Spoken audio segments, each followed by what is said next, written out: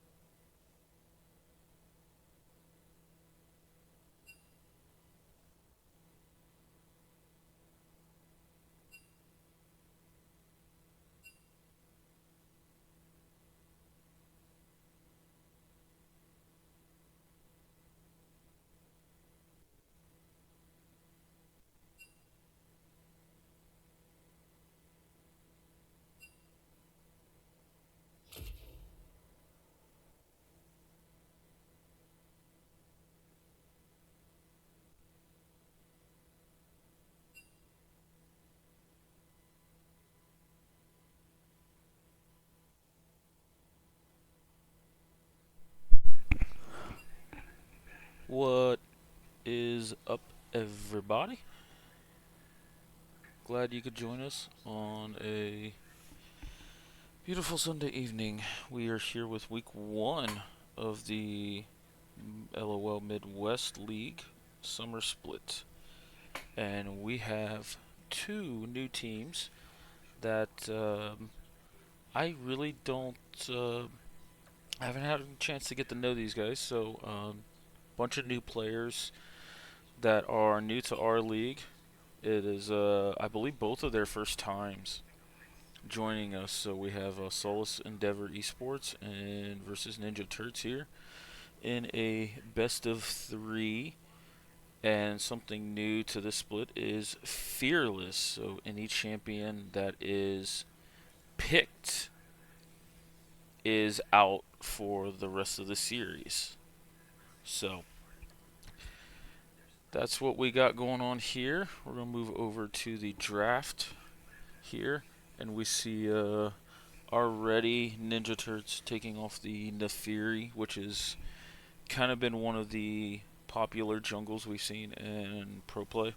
And Gwen, also known to be pretty OP after the changes. I know a lot of top laners were ranting and raving about it, so Gwen off the table. And with Solace, looks like focusing a little bit of the mid lane pool over here with the Akali, Syndra, and Mel taken out, but they do first pick the Ashe here. Ashe being just a very good general AD carry, can kind of do a little bit of everything. Great with the damage, great with setup in the arrow, slows, kiting, just kind of does everything well. Doesn't really excel at just one thing. But we see Ninja Turts respond with the Varus, again kind of similar to Ashe, where it does a little bit of everything, though the builds do kind of spec into a couple things. And the Vi, and then Solace ends up popping in with the Yorick here. Yorick's not, it's only something we see banned if CC Star is in the lobby. But I know Bwipo played it in the LTA, and I'm not 100% sure if it was played in any of the other big leagues here. But I'm hearing that this champion is absolutely insane right now, which I just think York's insane, period. I've seen some videos of some York jungle popping off, being able to do like a super, super fast clear if you can do it just right. Like something like just better than 3 minutes. So, not sure if this York is going top or in the jungle. Again, two new teams, not something uh, that we're accustomed to. We normally have a pretty tight knit group in the Midwest, but it is super nice to see all of the new teams joining us this split. So you'll get to sit here and learn and see how these teams play with me. So Ninja Turts ends up getting rid of the Kale and the Aurora, which I think are two pretty good matchups in the York if it happens to be York top. I know Kale definitely suffers pre-level 6, and York can punish her, but then after level 6 she gets enough attack speed, she can deal with the minions. And Solace ends up attacking this mid pool yet again, so that's 5 mid bans out of Solace going after Sam Lod,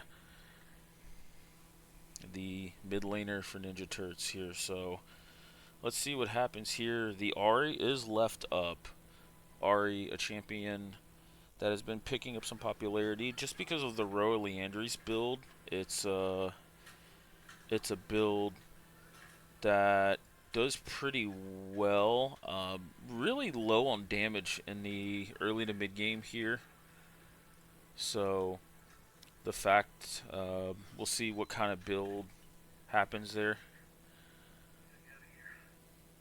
So yes, first series of the split, Victor. I had to pull the chat up a little bit for both teams. Yeah, and they're gutting York Jungle next patch. Okay, cool. And well, it looks like they're glad they played this the previous patch, because this is looking like a York Jungle here. And a Swain and a Cho'Gath. Boy, this is a tanky comp coming out of Solace here. So Swain picking up some nice buffs with the Roa changes. I know I've played it a couple times as a Swain enjoyer, and I follow some of the OTPs. And the Roa changes did really, really well for Swain. And we see a Gnar coming out here for Ninja Turts. So Gnar, traditionally a pretty good matchup into tanks. But let's see if they can control the rage bar and make a big impact in the team fights. I will say that it's not the biggest all-in comp for Solace, so Gnar is going to have a lot more value for mini than it will Mega. Mega Gnar is like you just never want to engage into it, but you can always wait out the Gnar bar easily. So, but there is a boatload of health stacking coming out of Solace, and if I'm not mistaken, Varus has pretty good damage into health stackers. So we'll see what happens here. Is this a potential AP Vars angle? Maybe? Um, I know Varus is also really great into stuff like Swain Vlad just because of the very, very early access to Grievous Wounds on his E. So I think that'll be something we have to look out for as well. Um, so we're gonna be quite interested to see how this draft goes. It is nice to see Swain getting picked, getting played here. I do think Swain with Lulu is actually pretty decent. The movement speed from Lulu does help Swain come out, but Swain also has access to it and stuff like Cosmic Drive later on, or even like Phase Rush is actually kind of low-key pretty good on Swain as well. So let's see how this one goes. I think the biggest standout is going to be the Nautilus here. I don't. There's so much beef in front of this Ashe that I'm not sure how valuable this Nautilus is going to be. But it's hard to say because they picked Nautilus early, and then Solace ends up 4-5ing Swain Cho'Gath here. You're scared. Good to know. So, let's see. It looks like we got quite a couple viewers in here. Come on, I won't hurt you. I promise. Victor and War and a couple others in here. So it's nice to see a decent turnout here for our first series. There is another series going on today. I'm going to do my best to get the drafts from that one. I'm here until my meds kick in. You're just here so you don't get fined. Sorry, I'm abusing that right now. It's pretty funny. So that is in fact a York jungle here. So Victor, got any fun facts about York jungle? This is not something I've seen honestly that often. So I'm very curious to see how this goes. I'd rather be home anyway. So I can definitely comment that Swain and Ahri typically was Ahri favored just because she spikes earlier. And I feel like she can make a little bit more of an impact. But Ahri now favoring this Roa build, I feel like it's very good for Ahri until she combats champions that scale with the Roa build better. Because now it feels like you don't do enough damage and you get outscaled even with Roa here. So I'll be curious to hear that. CC Star may know how to solo Baron with York. Well, I can tell you right now, CC Star's probably still drawing York bans to this day, and will continue to draw York bans. That man is not allowed to play York. I only for Zyra, like clear but crazier. Oof. Because I've seen some Zyra jungles. Seen one actually in a scrim of mine recently. He's not playing this split, but Flame Dog. Jungler from Insane Banana, last couple splits preferred the Zyra jungle, and he's very nutty on that one, as War could probably attest to in the chat. So, Ghouls can now solo clear red while he invade. Oh my god, that sounds insane. Alright, let's see what kind of tech comes out of Play for Days here on this York here. So, do you gotta wait on the spectator delay here. We can go ahead and look at the draft order a little bit. Is there anything anybody would have liked to see like picked instead of? I mean, I feel like Gnar is a very comfort style champion for top laners. Either you play Gnar and you love him, or you don't and you just kind of avoid him here. But I feel like this could actually be a decent game for something like a split pusher. Like I'm thinking Fiora. Sorry, Irelia. We've seen the Olaf got banned and the Gwen got banned. So those are also two really prominent champions when it comes to taking care of tanks and making their life hard in the side lanes here.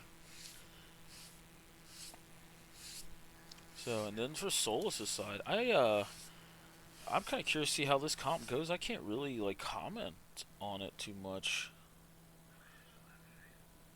I do kind of agree with you, Victor, there. Like an enchanter instead of the Nautilus uh, makes it hard. But I feel like then if it's enchanter, that kind of leaves Vi out to dry. So now it feels like I think Nautilus plus Vi is a pretty solid comp for soloing out a carry. I mean, if they get onto the Ashe, it's still respectable amounts of CC, but I do agree it's going to be really hard for the backline to cut through this much health stacking. Ari's not a mage that can really front the back too well.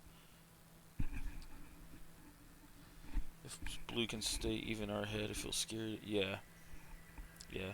I would probably look for Nar to do something like a maybe a Blade of the Ruin King first, into like Hullbreaker and try to make this into a little more of a split push type of game, and see how that works. I think another pick that gets slept on a little bit is maybe like an Urgot, because he has percent health damage on his passive, if I'm not mistaken, and I think he does pretty well into tanks, and he's really decent into like battle mages like Swain. I mean, if you ult a Swain and get him low enough, then it doesn't matter how much he heals back. You're just getting the execute on the ult coming in. So it's gonna be an interesting game. Again, appreciate everybody coming out and joining us for our first cast of the split and showcasing both of these new teams here. So let's go ahead and jump over to the client here. So we're already seeing some of the runes come up. I think the Grasp of the Undying for Cho'Gath is quite interesting. He's into a triple range comp, so that I think is an interesting choice. Though I'm just maybe just nitpicking just a touch. Varus going on hit thing is decent. Airy and with Ari, I think is really interesting as well. Ignite on Nautilus. See, do these players play these champions? Oh, okay, they do. That is sizable amount of swing points there. Same with the Cho'Gath. So seems like something to kind of look at for these team comps. Is Cho plus Swain may pull up for this team quite a bit. And it's gonna be sorry. It's gonna take me a sec to associate team names with the players here. So I believe, yeah, that our Swain Cho'Gath team comp is Solace Endeavors, and you got Ninja Turts here at the bottom. Yeah. So just bear with us here. Like I said, we're still learning some of these players, some of these teams. So it's going to be quite interesting of a split, as we have more new teams than we do regular teams here. So for those just kind of joining us, I do hide the time controls here, not to give away anything. And we typically go with directed camera, though. Sometimes I'll go back and forth to check like stackers if there's like a Smolder or Vega or something like that here. But for the most part, the direct camera works pretty well. And we see an invade coming in here by Ninja Turts. Lions ends up trying to double check it, but burns the cleanse here. Saves the flash, which I think is pretty good. You want to save that into a Nautilus lane here. But first kill goes over the Nautilus. That's probably the only thing that feels bad. But, alright, now flash burned off of Lulu. But Nautilus brings that Hex flash in here, so Nautilus is perfectly fine with blowing flash.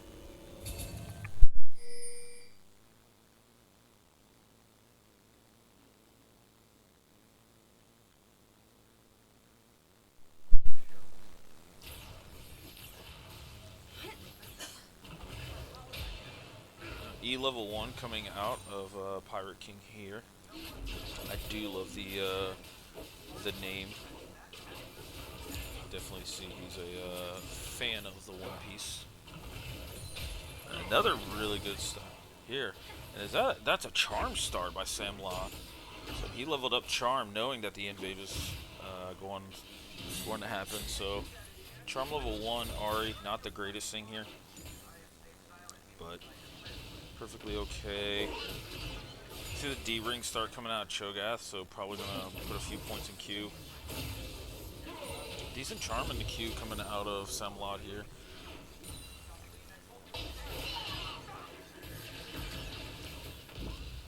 Nice dodge here by the Gnar.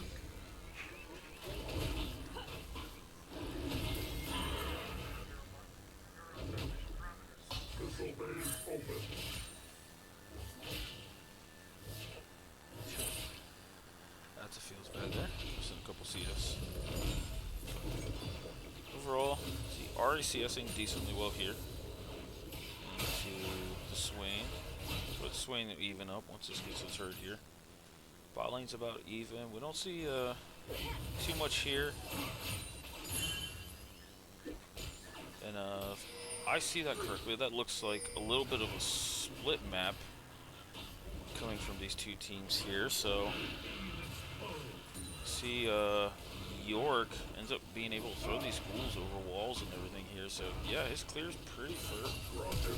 Oh, but we see Cho'Gath ends up flashing to get that E auto with grass proc here for the second blood actually into Gnar. So we are now tied 1-1 in kills, though first blood gold given the advantage over the red side here. So we see both top laners TPing here, though they do have a little. They had some vision on York. So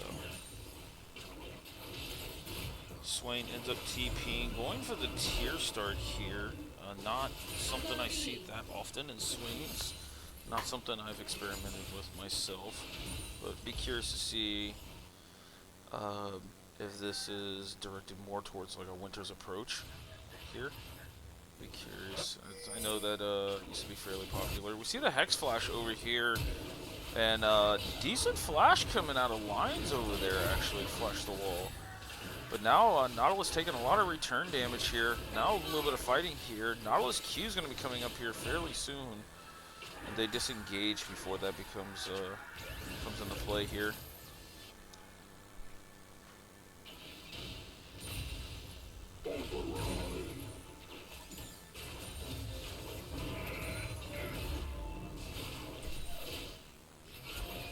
See a touch of poke coming out here onto the Nautilus. But here's Vi ganking top lane here.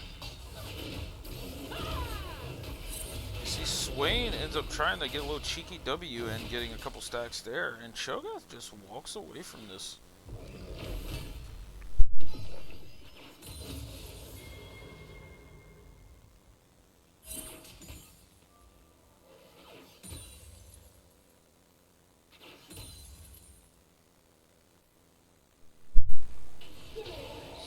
Cho'Gath escaping this gank here is pretty big, especially with no summoners.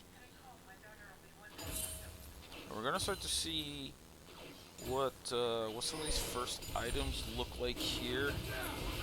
But we see the side of the Turts. I'm sorry, no, Solace Endeavors. Esportz getting this first dragon here in this Ocean Drake.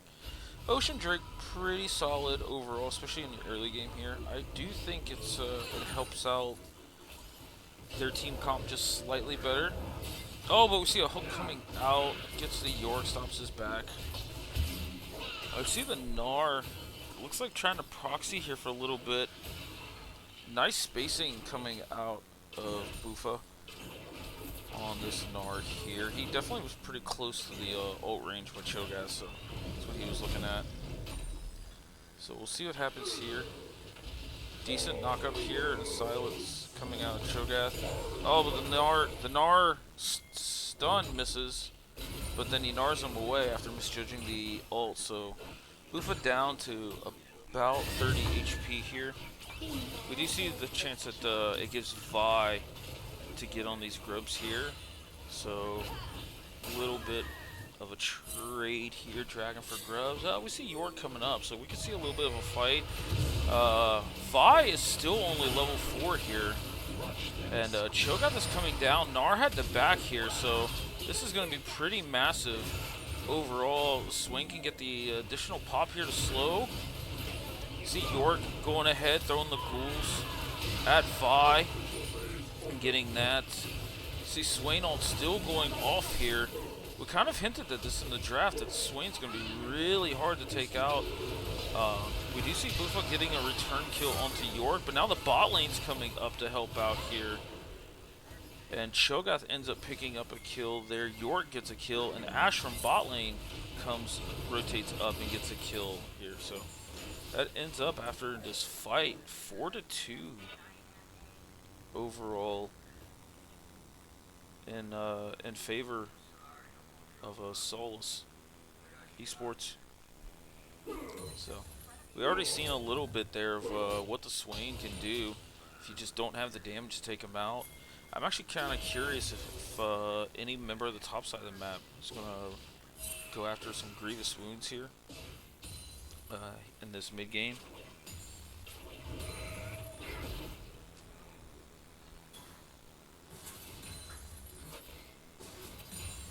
Swain picking up 3 assists is pretty big, though he dropped a little bit of CS to rotate to that. He's down roughly about 30, but he's picking up a little bit now that the wave's at his tower here. Just didn't see much of a drop in CS for the Ashe rotating there. I think she picked up a majority of the mid wave. Oh, but big all-in going onto Mocha, and he ends up having to flash away. So Lulu was not level 6. The Ashe arrow went a little bit wide as well. So nice all-in for the most part for Ninja Turts, but we couldn't capitalize on it.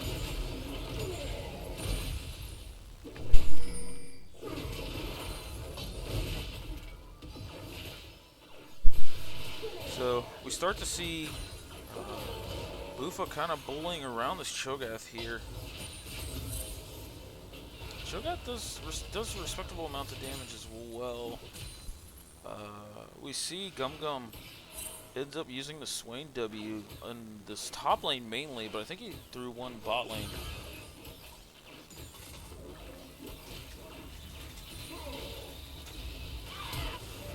A flash coming out by Cho'Gath here to dodge the Vi gank. Vi is now level 6, so we'll see where this first ult ends up going. We see the catalyst of the Aeons coming out here by Swain, so we know Roa's coming for that. We see double Ruby Crystal coming out of Ahri as well, so she's definitely going the Roa build.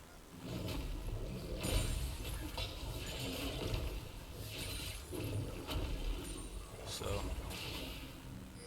let's see how this ends up being. This is just not going to be a lot of damage, especially this blue set's getting ahead here.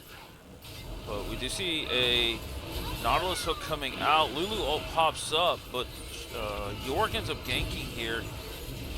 So the surprise counter engage here plays for days. Probably expecting this Vi ult to come bot lane, and that's why he was already beat them to the punch. But he's also going to use this advantage to potentially set up for drag here, as bot lane's backing, so drag may be off the table here for a couple minutes. See Cho'Gath going the double belt, so it leads me to believe it could potentially be a Heartsteel, or I believe Warmogs. I believe both of them are double belt items here. Gnar ends up escaping that gank quite skillfully. So, but with the bot lane backing, it looks like he gave Ninja Turts time to set up for this drag here. But we see the Hex Flash coming in. Lulu does not have ult here, but Ashe is in here ready to brawl. Red team ends up getting the dragon here. So we see Mocha trying to flash forward here, and Tango ends up picking that one up.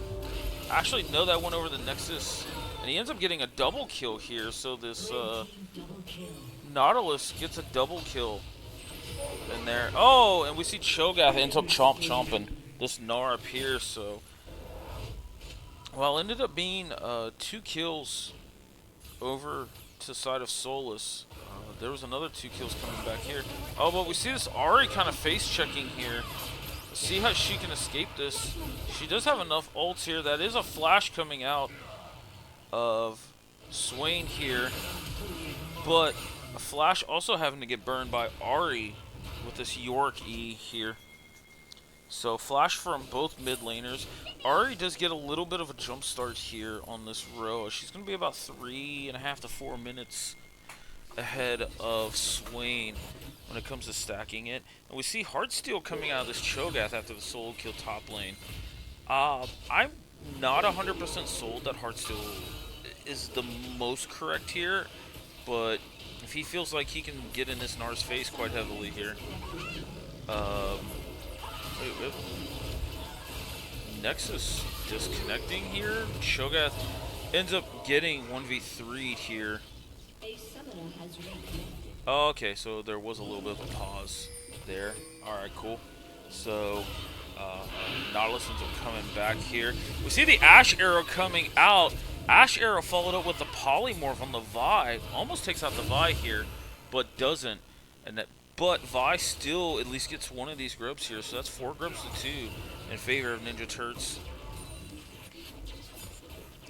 So Swain does have the blasting one here, so on his next back he will have Roa. Let's just see how long it takes him to get that gold investment here. I think getting the Roa is going to be the biggest thing here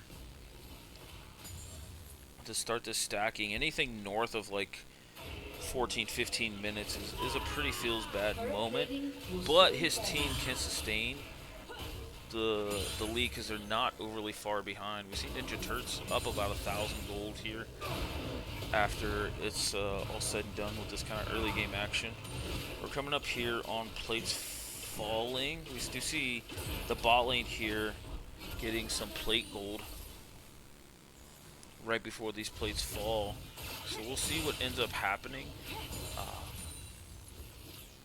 But overall, I think we're close to feats getting determined. I'm not 100% sure if there's actually an overlay on the feats that they've added to Spectator or not.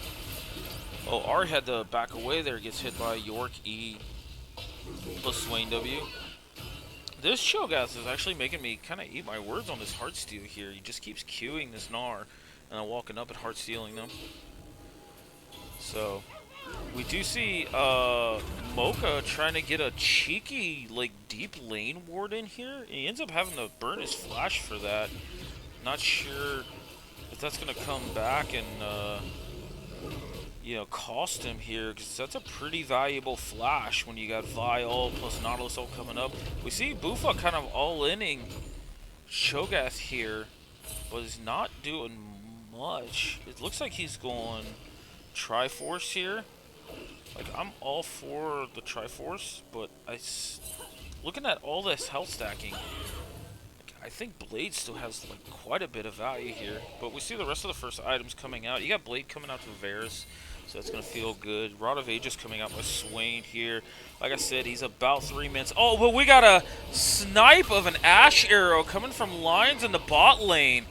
Oh, what an arrow here. We see the first turret going to Ninja Turts. We see this R potentially coming out of Vi. We talked about Lulu's flash being down. Vi ends up diving the backline, getting up Lulu. York flashes out. Oh, but we see Tango ends up going forward here, but we see a TP coming out by Swain. Swain looking like he might be able to pick some of this up. Varus is still alive, which I think that's a big damage here, but he ends up getting shut down here by Swain. So Swain ends up having a really clutch TP and taking down 2 guys here after they dove the bot lane. So what ends up being a 3 kill inside of for Turks. There is a cleanup on a clutch TP from Gum Pirate King on the Swain here. She's now 2-0-5, so let's see if this puts him in position to kind of help shoulder, because his top side of the map for him is actually looking really good. 4-1, 4-1 at 4, 2-0-5. Like, this top side of the map for Solace Endeavor is just looking really strong right now. Set up to do a lot of good things this game. See Vi trying to get out of here, but Fear for Days ends up going super deep. Ari tries to dive in here. Oh, but a big TP Gnar coming out of Bofa. And Ari's still trying to help in the backline here, trying to pick off Lions. Lions ends up ulting. Bofa was too late here. We see Gum trying to flash in the back and pick up Gnar. We see a big Nom coming out of Cho'Gath here. And it looks like Ninja Turts cleaning up this fight here. This shutdown goes over to Ari as well. It looked like at first they weren't going to have enough damage, but they ended up kiting around and playing really well. The fact that they got access to Lions was really clutch in that fight. But we do see that the Cho'Gath ended up picking up a few kills as well. This Cho'Gath is now 6-1-1. So, yeah, Rika, pure Cho gameplay. Something you do not know much about.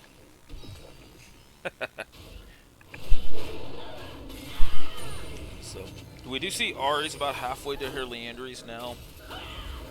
See, Triforce ends up getting completed by the Gnar. Ain't none but lovery. So, we do see that majority. It doesn't give me the currents here. Oh no, it does with the crit. So, Ash getting a little bit of crit from Yuntao here, still stacking that up. So, looking at the boots, neither team is still acquired the feats of strength here. Not 100% sure if this monster take is going to give it to him.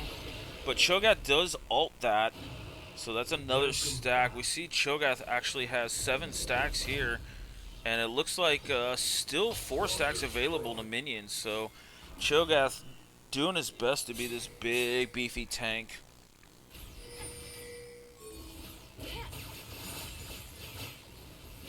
So he's got completed this, it's not Hollow Raid, it's Unending Despair, yeah. He's got completed this Unending Despair, which I think is really massive, because these fights are going pretty long, most part. We do see a... Oh, but a clutch Ash ult to stop the Vi here. Mocha almost falls, but no, ends up shields and using the Lulu ult here. We see Cho'Gath TPing in. Let's see if he can make something happen here. The York E falls a little bit short here.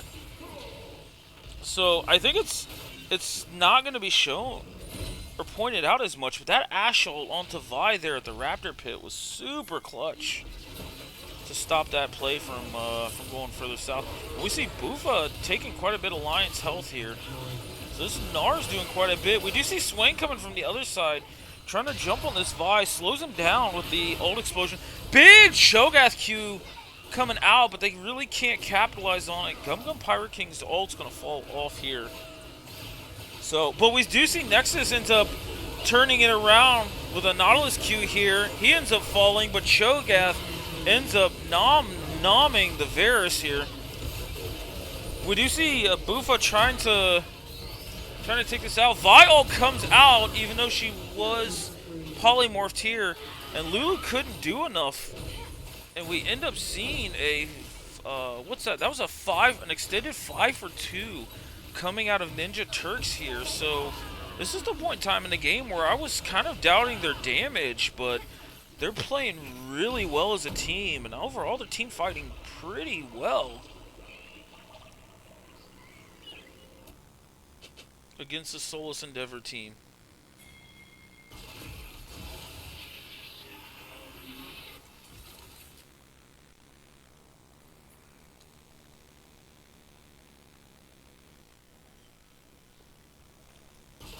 I think the big pickup coming out of a lot of these fights here is we do see some second items getting completed on the Solace side. You know, we noted the Unending Despair, but now we've got Spirit Shojin coming out of York here. But I think this Styrax Gauge coming out of Vi, I feel like is absolutely massive that she got to this pretty quickly after her first item, which is Sundered Sky here, because this Styrax Gauge is so underrated on how much just innate tankiness it gives you, especially for a dive champion like Vi here. We do see the Rift Maker actually coming out first for the side of Ari. I thought she was going to prioritize Leandries a little bit. See a massive Heartsteel stack hitting this mini Gnar. We see Gnar ends up building this Black Cleaver as well here. It's not that I don't like it, I just feel like the much better best in slot is the Blade of the Rune King. And I kind of noted in the draft if it was like a Blade of the Rune King hull breaker type game here, because we see Cho'Gath isn't afraid to leave a side lane, join his team, but they're playing around these TPs really well here. So we'll see how this kind of develops here in the side lane, because right now Cho'Gath does not care about this Gnar at all, even with Black Cleaver. We see the E from Pirate King ends up missing here, but we see both teams posturing for this dragon. Again, I'm not seeing feats of strength completed on either side here, so this could potentially be the fight to decide feats. We do see Swain's ult ends up having to go out, but the rest of the team is chopping down this dragon quite a bit. York doing really well here. Now they're just all-inning Pirate King, so Swain ult goes down. Big Gnar coming out here, and it just one-shots the Lulu. Lulu didn't even get a chance to affect this fight at all here. So we see Lions trying to create some space here in the back line. It ends up running away, so as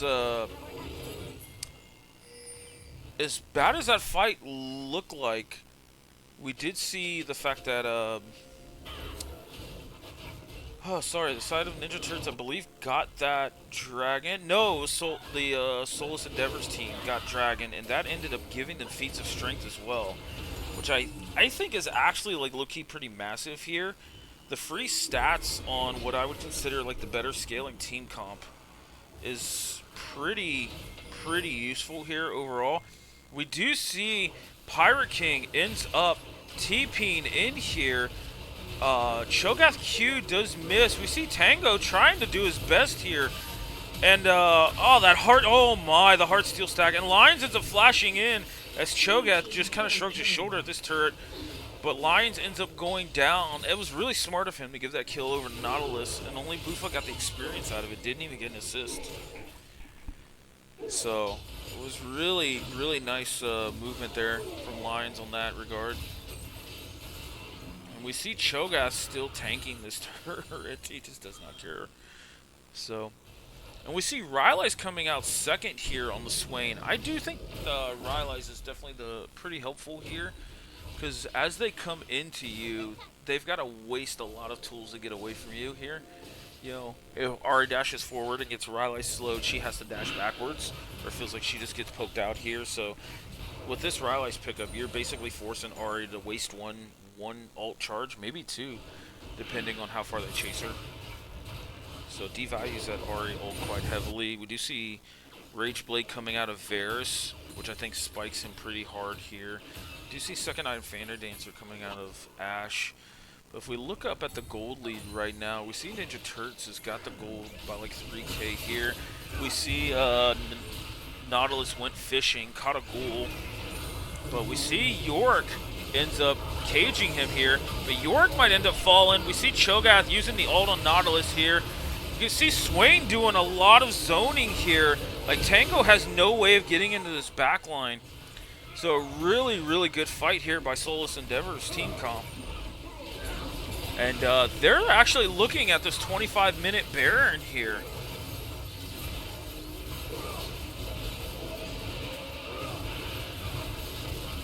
So this is a really big fight here, because I think this is this is what they needed to kind of stabilize this mid game. We do see Ninja Turts doing quite well getting up this mid turret, but that also means that the Otacon is going to go over to the side of Solace Endeavor Esportz here.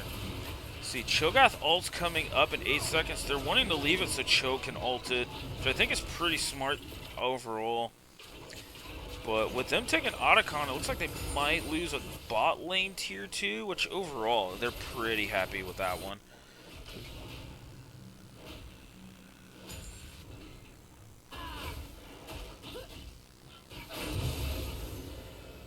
Alright, so let's take a touch of stock here. With feats of strength going over the Solace Endeavors, and based off that, and as a result of that last fight, they end up getting the Baron and the Otacon here. We do see the Ashe ult now coming in and catching Bofa, and we see his Gnar coming out. We see, oh, nice Lulu ult there overall. He was trying to set up the Gnar into the broken turret here.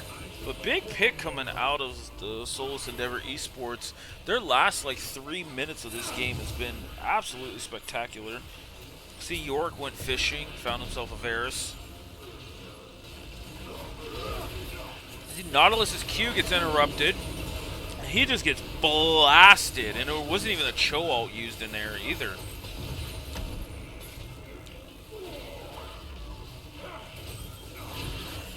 Oh, and we see Tango cleansing, thinking that the E was going to hit from Swain here.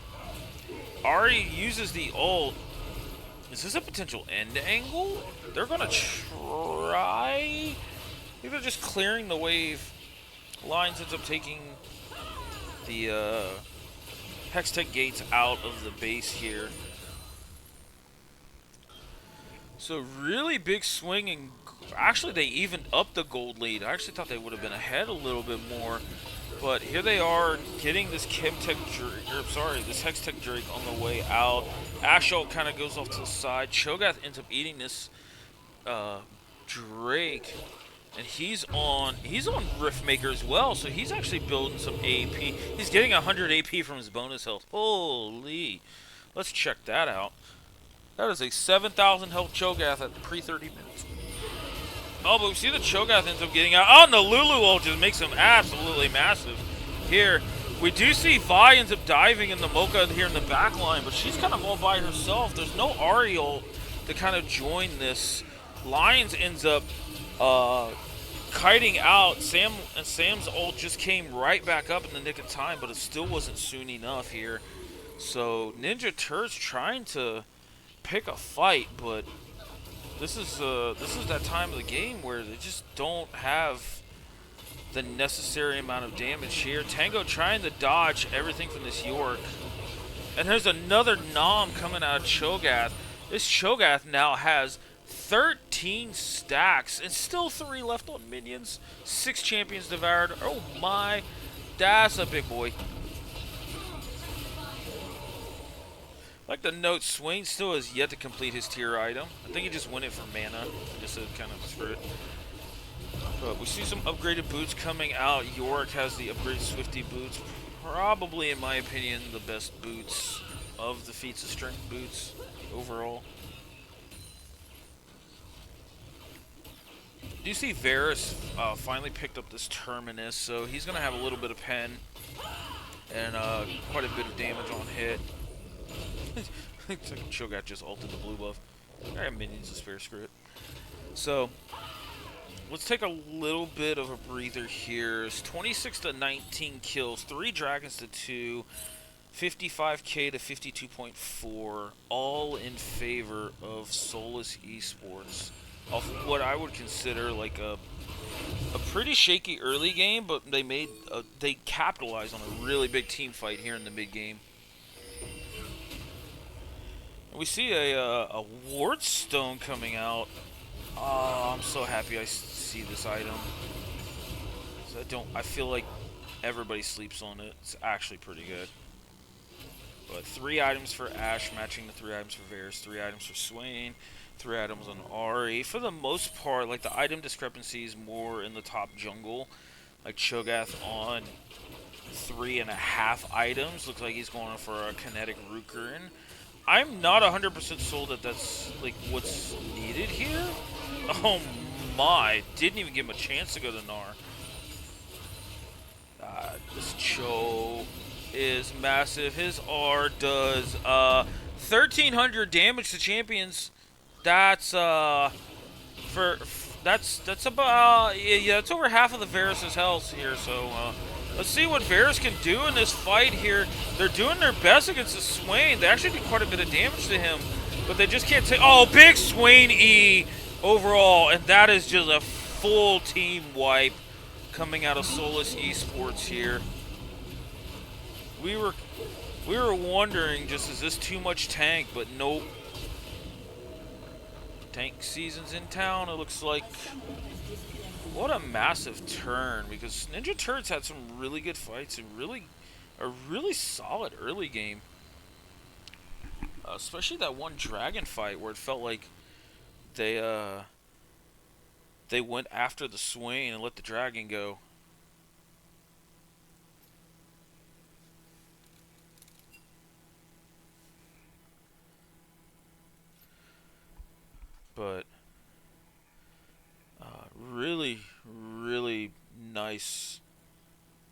nice game overall from both squads. But the Solace Esportz taking advantage of the, I don't want to say low damage comp, but considering how much beef they bought is pretty low damage overall. So let's go over here to advanced details real quick. Sorry, it works better when you bring it up the second time. See, Cho'Gath, outside of Varus, did the most damage to second most damage, did the most damage on his team, and this Vi had a really hard time. Had some really good key ults, especially trying to target this Lulu. And I think one fight they even blew up the Lulu before she could even shield or heal anybody. So we've seen what their comp can do if they get the right fight. But once the Swain, once the Cho'Gath scaled up, it just ended up being a lot of damage overall.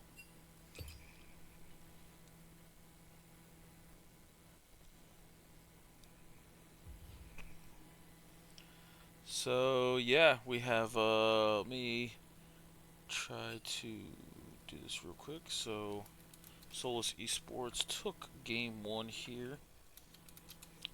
Ninja Turts 0 overall.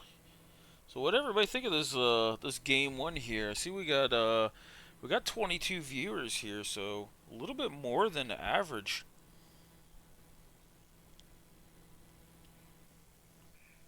Did this game kind of go how everybody thought? Marcus, I would have not let the York through. Yeah, the York, for one, it's very rare that I see York actually have like a front line to play in front of. Normally he's like kind of incorporated into the front line. But the fact that there was a Swain and a Cho'Gath, like this York just kind of had free reign to do whatever he wants. Bless it's fearless. Yes.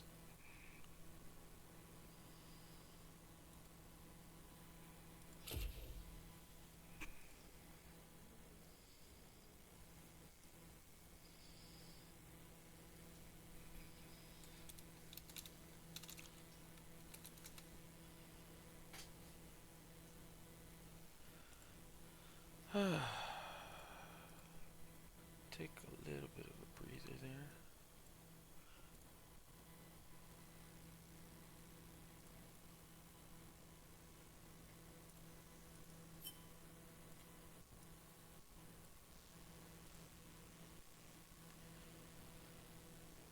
Alright, now we got the draft up. Thoughts on Group C brackets? Group C, I'm actually super excited for Group C, and it's not to say that I'm not excited for the other teams, but Group C has uh, a lot of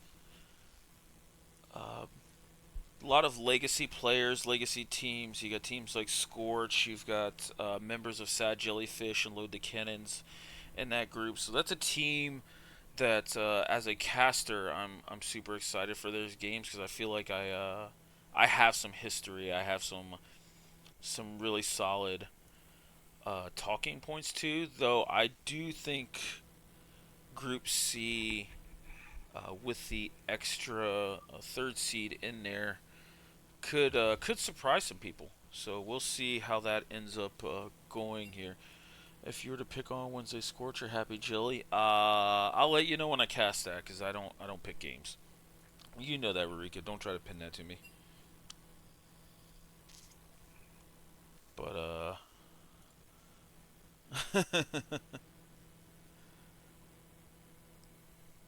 so it looks like we are close to starting this draft. And let me move over to it here. So, thinking about what we seen last game, what are some champions that kind of stand out? What do we think could potentially get picked? You're picking a Nivea for yeah, okay. I've seen you play a Nivea. I might ask for the Cho'Gath instead.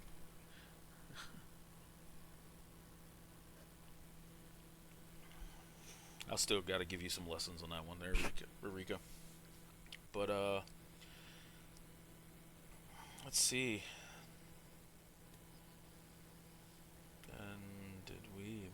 Isaban. You need a duo, bro. It's hard casting solo. Yeah, it is. I will say it is. But my partner in crime, Mr. Harewick, is out of town celebrating his wife's birthday, or at least that's the cover story he gives me. So, uh, while I am not a big fan of casting by myself, I think I get sick and tired of hearing my own voice, and I know everybody else does. I felt like it was uh it was needed to showcase these teams. I did take some vacation this week at work, so I'm off all the way through Friday. My next day at work is Saturday, so week one, I've tried to make it a point that even if it kills me, that I'm gonna try and cast, or at least get every game on week one casted, because uh, I want to give these teams the spotlight. I want to introduce them to the league. I want to just showcase to everybody here. Um, this is a for fun league. This is a free league, but honestly, like when I go back and I look at some of even the games that got casted of my own, I go back and look at them and I look at the high points and even the low points, and just enjoy being able to watch, where I had great games. Mark Cutie, you want to join? Uh, I believe I got the. Do I have the room open up? Let me double check. I have the. I have the room opened up, Mark Cutie. So if you want to pop on in, my friend, please. Please feel free.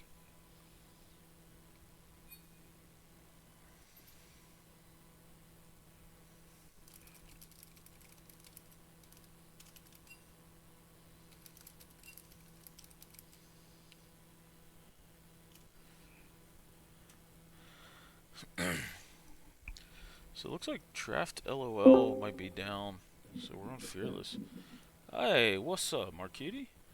Yo, is there a delay on this stream? There's a little bit, yes. Okay. I think it'll be fine then. Yo, what's going on, dude? Not much, man. How you doing, bro? Good, good. Just trying to log into my account because do I have to join the game to spectate? Um, it would be preferred, yeah. If not, Yeah. uh, it's a little more difficult. Actually, they just sent me over the draft. Let me pop that over to you so you can see it in real time, my friend. Nice of you to join us, man. How you been?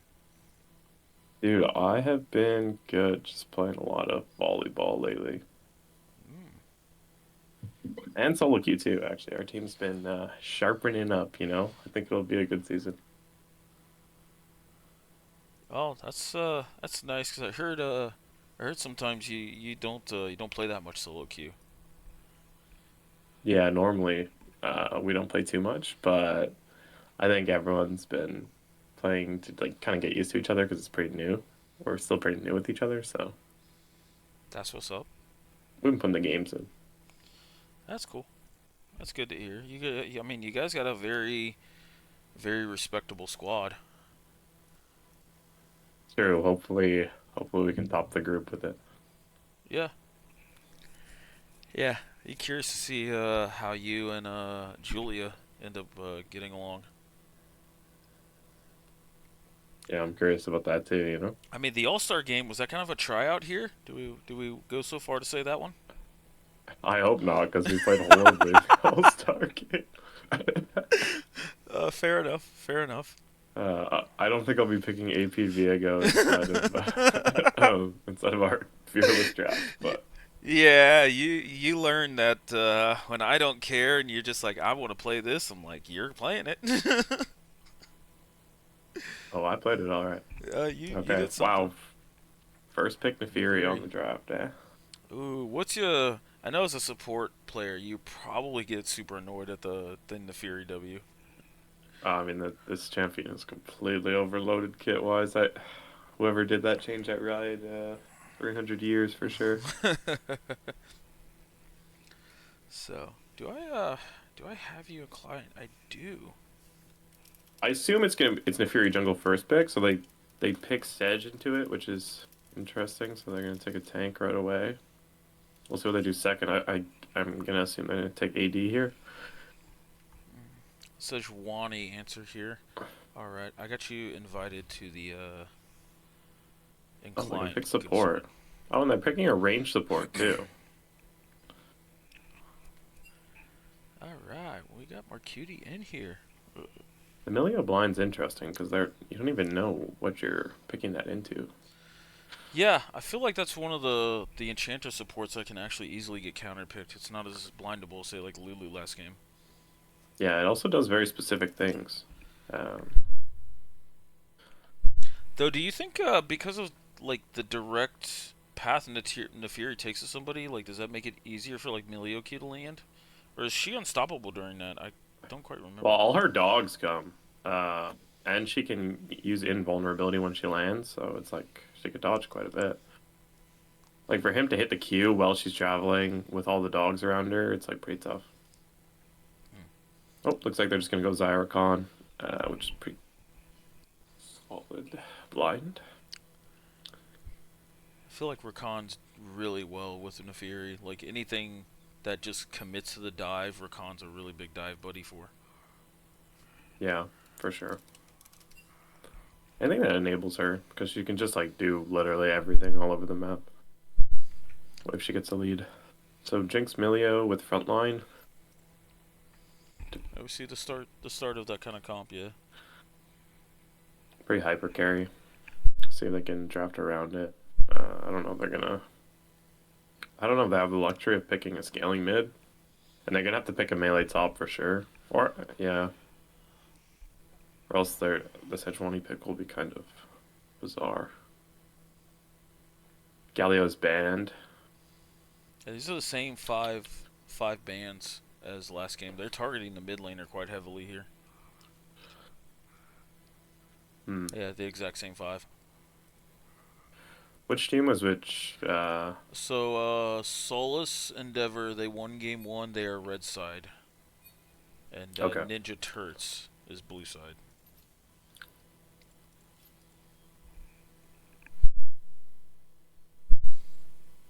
See Yone band coming out. See what this last band's gonna be. Kale. We did see a Kale band last game as well, so.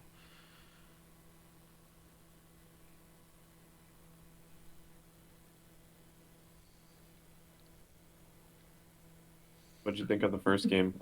I only caught the end there. I thought the Saw they first came back though. the first game was interesting. I thought the draft was quite interesting coming out of Ninja Turts, but I think Solus responded really well. I mean, Swain Cho'Gath is just so much beef to try and cut through. Wow, Oh, Aurelion Soul is insane. I thought this oh, champion was unplayable, so we're gonna see if they can make it work. That is oh! crazy. I'm actually a So they big Asol enjoyer as well.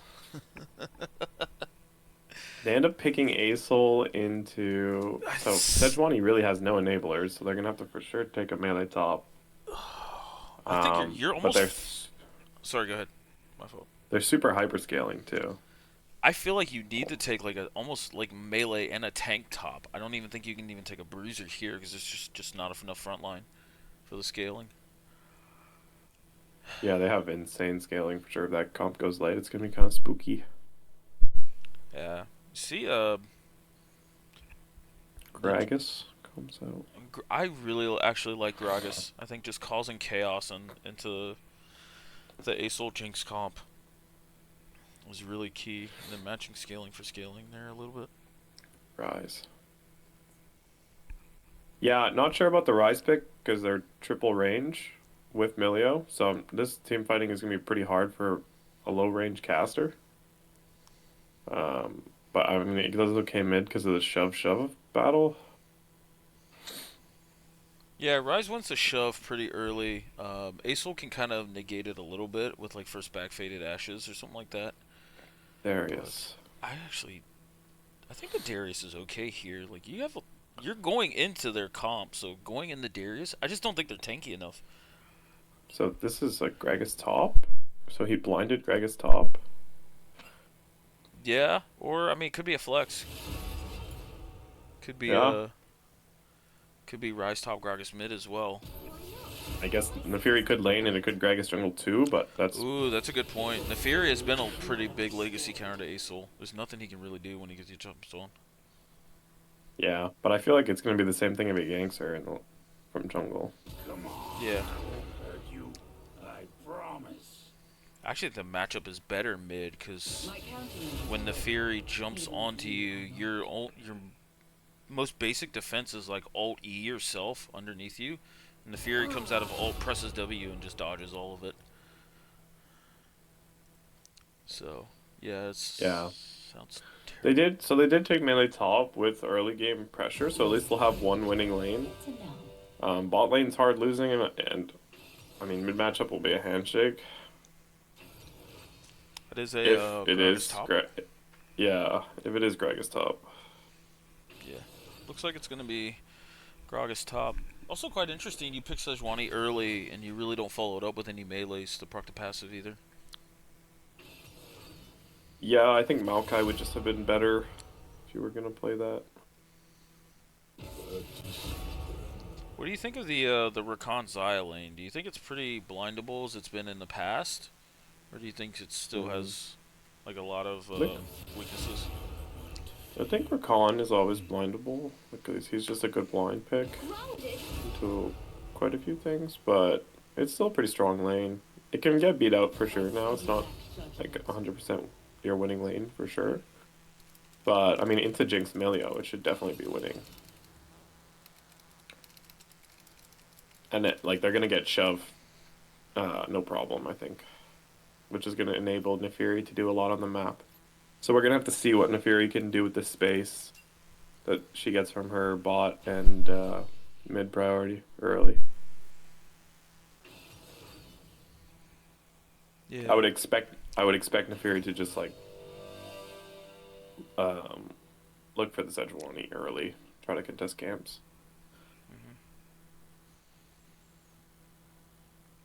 I think Nefiri also has a chance of like full clearing and just prepping a dive if they can prep it correctly in bot or top. Yeah, I think so too. It's gonna be an interesting, very interesting game.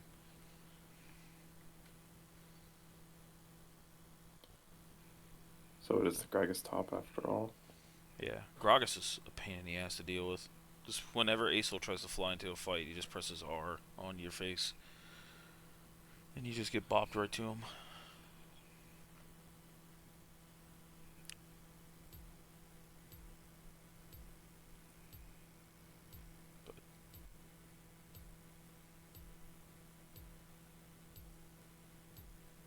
The Rise pick does. It's interesting. It is very short range. I see Rurika in the chat kind of noting that. Yeah, it's gonna be for sure hard for the Rise to play inside of team fights. I almost feel like you low-key could have went even more scaling, or something like Vagar that has a little more zone control. Like you set the cage up into the Jinx Acel comp, like they can't really move ahead. Yeah, I mean, if they wanted to pick a scaling mage like Hui, probably is pretty good here. LeBlanc's probably pretty good. Um, Ari too. You could play Ari for sure. Ari or Aurora both would have worked. And Yeah. if you wanted melee, you could have picked Cho'Gath. Well, it is Fearless, my friend, so both Ari and Cho'Gath Oh. were off the table. Oh, true. Mm-hmm. God, I love Fearless. You only have to play against that broken shit one time. Yeah, but then that means you can only play the broken shit one time. So if you get a loss on that, it's really hard. Like, we only get to see your Thresh once a series? Lame. I might not even pick it, bro. That champion is dog water. I think Fearless gives it a few more openings. But Yeah, I think it's like best of 3 Fearless, though. it would be like a game 3 counter pick, I think, or some Yeah. game 2 counter pick. Mm-hmm.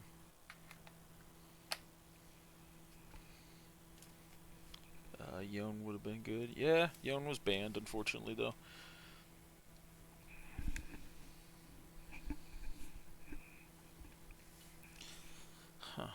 So this is going to be quite interesting. Yeah, it'll be interesting to see how the early game goes and like what team, if they're gonna do Grubs or if they're gonna do Drake early. Like, what's the prioritization gonna be? I assume because it's Zyra or Khan, it's kind of the lane you want to play around early. But we're just gonna have to see because top's gonna be losing. So giving 6 Grubs is probably okay. I don't think the enemy team does much with it. Like late game, Darius is not killing that Gragas, I don't think. Yeah, he doesn't even get close to him, in my opinion. I just think, like, if you're looking at, like, Grubs versus Dragon, I honestly think there's you want to get Dragons early, at least one of them to extend the game as Jinx Asol, but into Zyra Khan, like, Nefiri, just go after Dragons, start stacking them early, and force this game to be fast Yeah. paced. I mean, normally Grubs is better just overall because they're just strong like that, but both teams don't really have a reliable side laner. I mean, Ryze is pretty good in the side lane, Yeah. but he doesn't kill towers very quickly No. because he doesn't build a lot of raw AP. I was actually surprised in, speaking of the first game a little bit, at the, we seen Gnar in the Cho'Gath. Gnar didn't go more of like a blade into, like, hull breaker, like try to make it more of a side lane type of game. Yeah. So, we are in game, good sir. Yeah. I'm at 23, 24. We pretty Welcome to synced up here. Oh, I can pause. I'm at 35. I'll 31, 32, 33, 34, 35, 30 36. seconds until There we go. minions spawn. Sweet.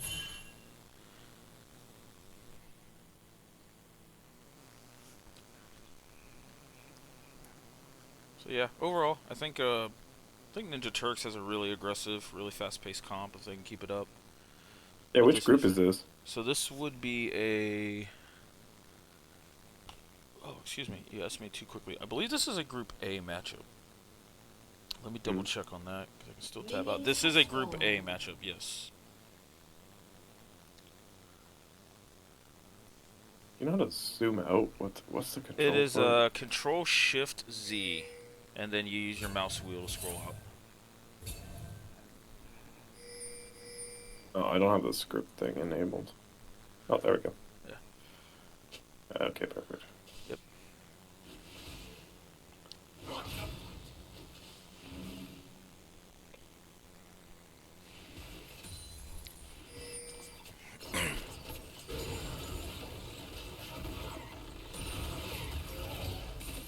Actually, also kind of curious with a Nefiri on the map if we don't see like either a Roa or a Seraph's coming out of Asol.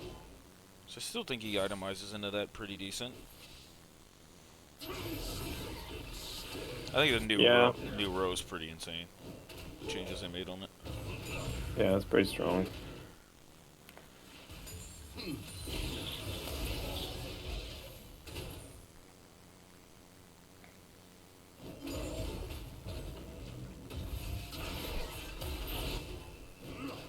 Picking Darius into Gragas was quite interesting, but we see him ghosting up Oh. here. Yeah, it looked like top is going to blow flash for sure. No, he's just dead.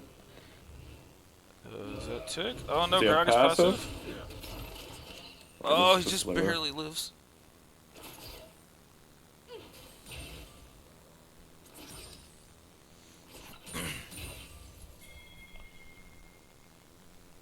See, Nefiri started top side, Sejuani started bot. They're just gonna both full clear, it looks like. So pretty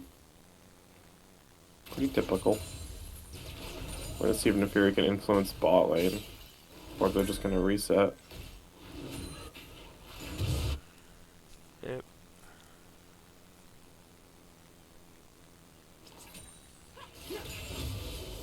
But yeah, I mean, honestly, Gragas coming out on top a little bit because he has TP there. Darius doesn't get the solo kill, so Gragas doesn't lose much. But it looks like Sejuani might have a gank window, which is going to walk over a ward here. And Gragas still has flash, so well, he's just gonna be able to walk it off. See And the each fear. jungler's gonna pick up their skull crabs. They actually know because they warded the Scuttle Crab that Nafir is bot side, so. Yeah. Oh, Oh. we got flash blown top. And Sejuani does come after the crab. Looks like we're gonna see a first blood here. See if he gives it the. Does give it to Darius, which is really nice of him.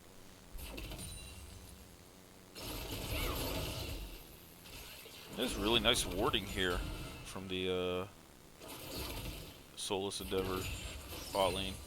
Just knowing the fear is probably gonna come bot. Yeah.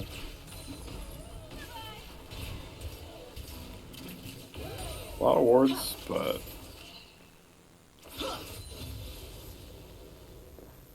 realistically, they should know where Sedge is. So Yeah, they actually looks like they likewise Nexus got some deep wards here. Seeing Sejuani passing through the jungle. crab's coming out. They're playing aggressive. This is the W. Yeah, I know this lane scales, but it's not like they can't fight back. If you miss the original engage there.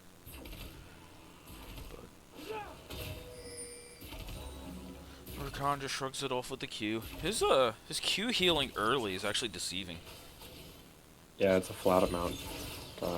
To be honest, this lane's mostly, it begins with Xayah initiating the trades, so she needs to walk up and auto challenge. Just like you saw there. That's how they're going to get their advantage. Seeing the Fury starting up this dragon here, I think this is absolutely what they need to do. It's like put a timer on this game. You can't let it just be super slow the whole time. Yep. They have bot prio, they have mid prio. This is kind of what you want. Oh, top lane's looking good too. See if Darius can get this crash without dying. He's looking for the trait. Oh, he's on Oh, the he hit 6 now. Oh, timed it really well, yeah. I think Gragas will live though. Gragas having a really clutch body slam in the middle of that trade.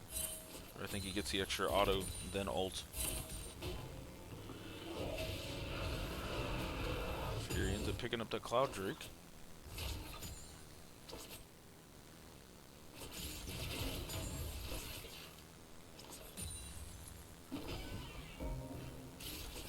See if Sejuani does the grubs here.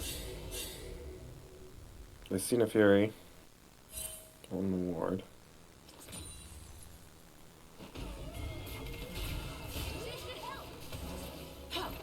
He will start the grubs.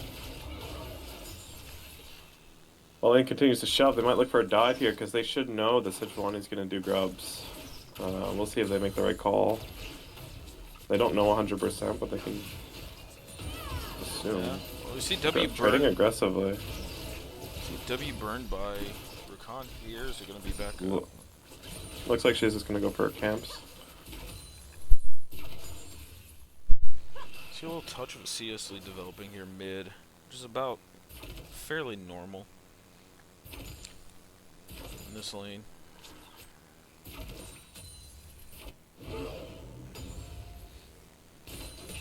Oh, Ryze is looking bot. The Fury's moving too. And now Sejuani's going to be on the bot side of the map, so this could be a lot more risky. Got TP also available by Acel here. He could TP to the turret. They get the flash, but Sedge is here to cover because this plays a little too late. Tempo's behind now. Looks like they're going to force an invade. Oh, they definitely have tempo for this.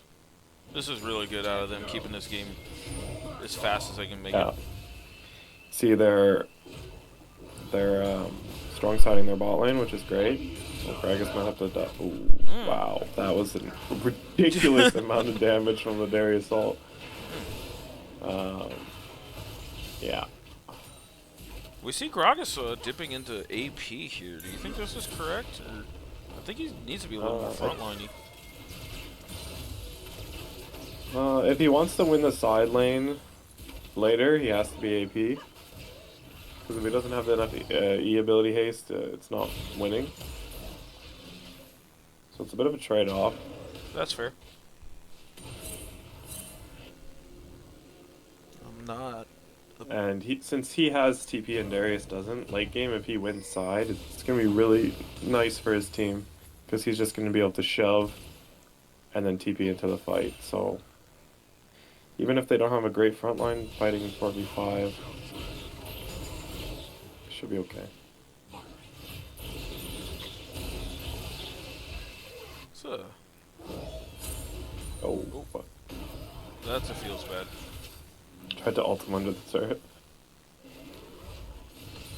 He might die from that now once Darius gets his ult up. So.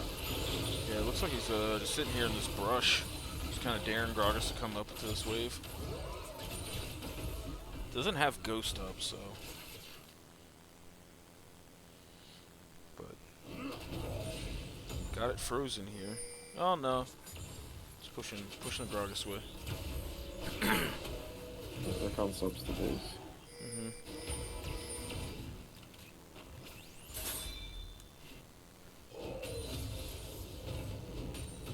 Oh.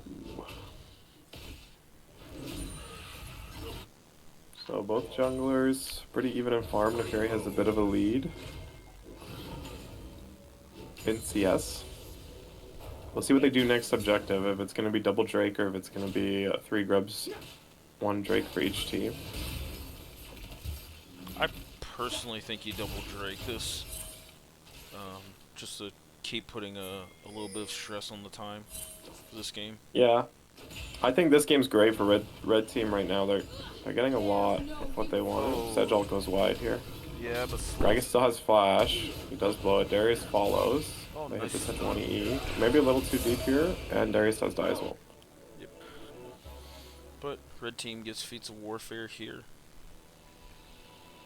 Just pretty good. Rakon's making a play.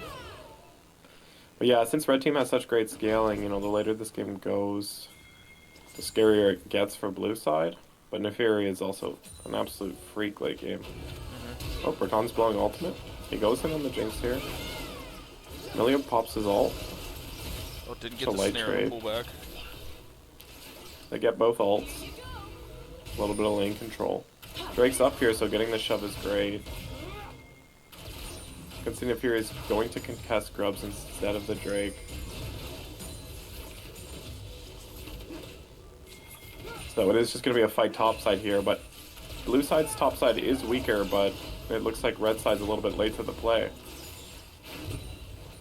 Yep, there's And they are able to get 1 grub, which is great. Denying 6 grubs.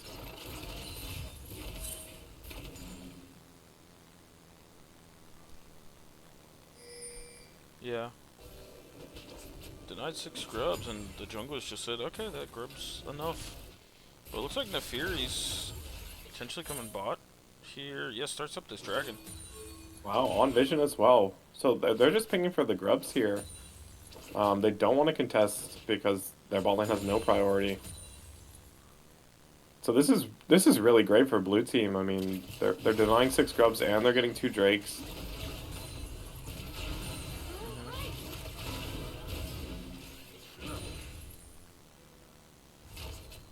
Yeah, I mean, everything's on pace for the most part. Oh my god! Jinx steals it blind. Oh, nope, there's a ward on it. That was not blind. I'm pretty sure Neferi had sweeper up, so they did that. Yeah, and a control ward in their inventory. Oh, that's such a feels So, bad. not clearing vision in the pit. Jinx rocket early game. Definitely able to beat out smites and it's timed really well. Yeah, but now, preventing this Jinx from returning the lane here, getting a couple plates. Oh, the TP will come in from Ace Hole. This is a... Oh! He drops the ult. Looks like they're looking Clears for the the wave, dive. though. The Fury will go invulnerable. Does she get the kill? Milio's Oh, keeping him Milio! alive. And the Mikhails comes out from... No. So Milio, ult, Heal? heal, and E. Ult and heal. Keeps the Ace Hole alive. Looks like they're going for a top dive here as well. Gragas, no ult, no flash. A TP's coming to counter. Does it get the E off here? This is huge. Rises here. He's able to kill. So they're able to that's a trade 1 for 1. He gets the shutdown. He follows up on the Sejuani. Turret plating will fall soon. Oh, nice. Wow. Double kill. And And more, he should be able to take over top lane here. and the shutdown as well off of Darius. Yeah, that's pretty good for Rise. I'm sorry, no, it's a shutdown off Sejuani. My apologies. But yeah, still shutdown's pretty massive there. Rakan has an angle here. He's gonna pop his ult. Milio has no R. This could be a root.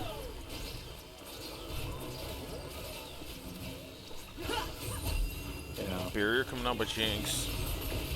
Ult as well. Close. If Zaya was able to get that root off, they probably would have killed Jinx. Yeah, Zaya ult's still down from the turret dive earlier. I got Looks like the red team's coming down here to make a counterplay. Let's see if they're able to. Sejuani no ult. They're slowly chasing. Looks like Rakan will get out, but Zaya will die. Trying to get the kill over to Jinx, but Sejuani's aftershock takes it. 2 late game scaling champs in the middle of that, and the aftershock takes it. Feels bad.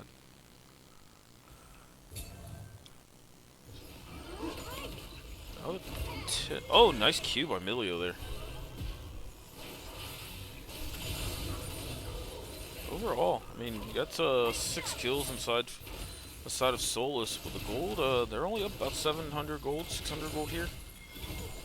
But looks like they're posturing here for a turret dive potentially. Does look like red side's overextending a little bit here on this play. They're playing for the turret. Jinx gets the passive. Oh. Rise is looking to clean up some kills. Uh-oh, Sejuani 1v2 in the back end. Rise gets the Milio. They're looking for Sedge. Asol's here. He's fishing for Nefiri. Pops the ult, gets the kill with the collateral. Oh, big ult's gonna reveal Nefiri. Oh no, it actually kills Nefiri. I'm a bit ahead of you, huh? Yeah, I'm at What's your time? 48, 49, 50, 51. Okay, we're good. Oh, was you like a couple seconds? Yeah. Yeah. Sorry guys, spoiled the shit out of that one. No, it's all good. It happens. Yeah, but this Rise, I mean, now it's 3-0. Got super accelerated. A minute ahead on the Roa. Asol going the Roa Saris build's quite interesting. Yeah. We'll see if the Rise is going to end up mattering. Oh my! Darius looking for play out when he flashes the E. Gets out. They're looking for another bot play. Rakan's able to connect with the ult. Oh, but the Zaya turnaround. against CC. Ulting late. Asol comes in from the back. Looks like they're just unable to get through this front line. Zaya with a bit of a misplay, not able to ult any of the CC. That's also Hextech Drake coming up here soon. Rakan was out of mana. Wasn't able to reset. Looks like they'll have to give this dragon now. A lot of big ults blown. Neferi's just not able to have the impact. Yeah, you gotta give Dragon to the Asol Jinx comp at 17 minutes. That's a major feels bad. Yeah, if I was blue team, I would not want to be behind in gold here. But it looks like they might be able to rally behind the Rise. If he's able to get far enough accelerated. That's also feats of strength going over to red side as well. Off of that last fight. They're gonna get a Hextech Drake here. So Hextech Soul, honestly, pretty good for both teams. They both use it well. I feel like Hextech Soul is one of those souls that's just good overall. There's not really a case where it feels bad. Looks like blue team's gonna take the Constellation Herald. Their top wave is absolutely horrible. So they're just blading minions.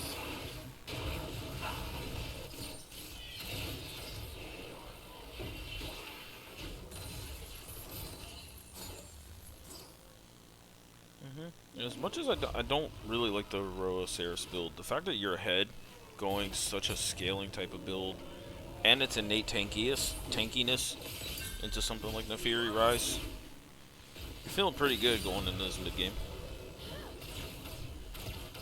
Going Rylai's second here. Rylai's is really going to help Darius play catch up.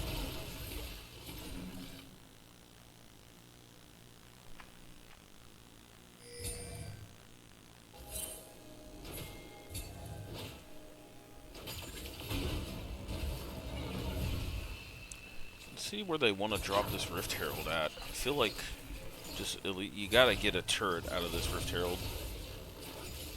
Maybe even the second charge to really feel like... Hopefully. Oh, looks like they're diving mid here. Sejuani's here to follow. She pops the ult. Zaya's able to react in time. And they get a clean ult for ult. And they blow... Yeah, that's it. Just ult for ult. No flashes. Oh. Really nothing up here on the map. All the objectives are already taken. It's mostly just going to be catching waves, which is good for red side. Dive the Ace Soul? No, but he specced it out. Sniffed it out.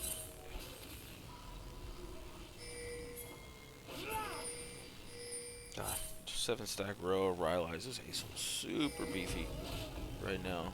Almost a 3k health. Both teams fighting over vision.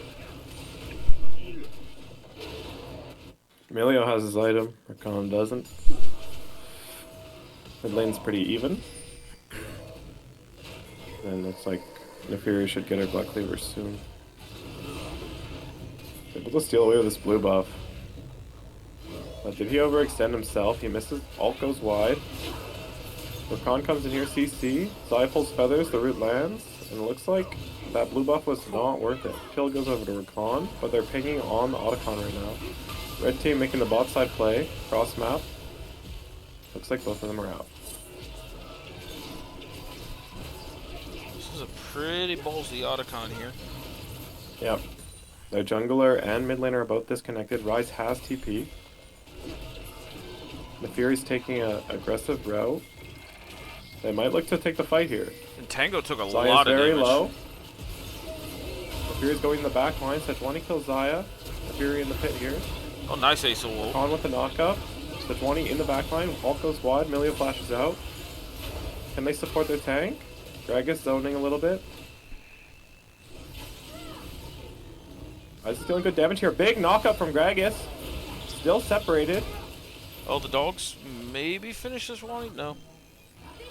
Not able to get through that front line.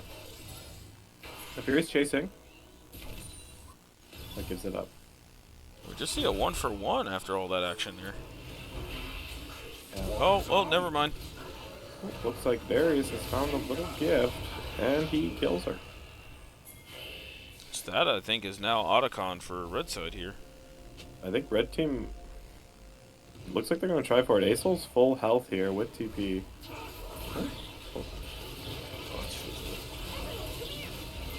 Standing in a bit of a danger zone. Maybe. Yeah, and they're just melting this. This guy's just breathing fire on this.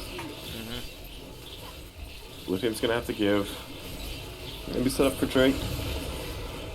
Take mid tier 1.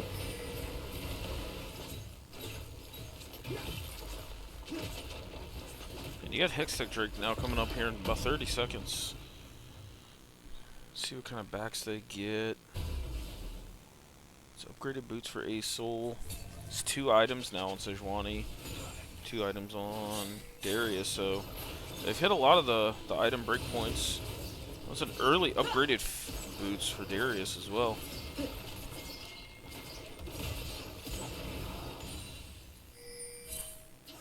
They've been doing a little brush camping here, but all of red team is bot side right now. Yeah, this is they're taking the fight. Acel's oh. dropping his ult. It connects with Rakan, but they're just gonna feather away. We got a Hextech gate coming in from the Fury. Red team slowly chasing. They might take this fight now. Blue Aesol. Zaya no ult. Jinx Aesol Sejuani no ult off of that skirmish as well. Yeah, a lot of the engage from blue side is taken away here. Darius no sums. We're gonna see if he's able to make any impact in this fight. The top wave. Looks like it's pushing for red side a little bit. They're just dancing around this dragon. Ryze taking the score in the Rift Herald Miz. Yep. Putting some pressure on them, forcing them to answer. That is a bug, or That was a what was Khan that? goes in. CC's the back line. Sejuani staying strong. The Fury looking to get out.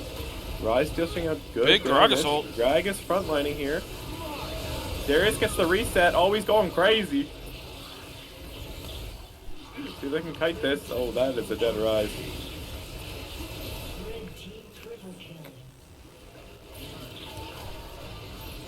The Fury's still alive here. Oh my Oh. god. Quadra? Acel dies. Acel dies to the Fury bleed, yeah. It's a quadra kill for Darius. Now he's 9-3. Both teams trade a lot here, but the important thing to note is that red side did sacrifice a lot on the waves. Red team's going to be able to eat up, or blue team's rather, is going to be able to eat up these side lanes. But they will get the dragon and they will win the fight, so pretty good for the scaling comp. Yeah, scaling comp now on Soul Point here at 24 minutes. Soul Point 5 grubs. It's looking pretty good for them. Yeah. You can see this Rise is not able to touch the enemy team backline at all in these fights. Yeah, it's really hard to get through the Sejuani considering how big of a lead she got early. She's just getting tankier and tankier here. I feel like the Black Cleaver pickup by Nefir does kind of help that a little bit. Hopefully. Yeah. Zaya's not the worst scaling champ either. She looks like she's going one of the Last Whisper items now. I think Nefiri needs to find an angle or a flank for the fight. Yeah.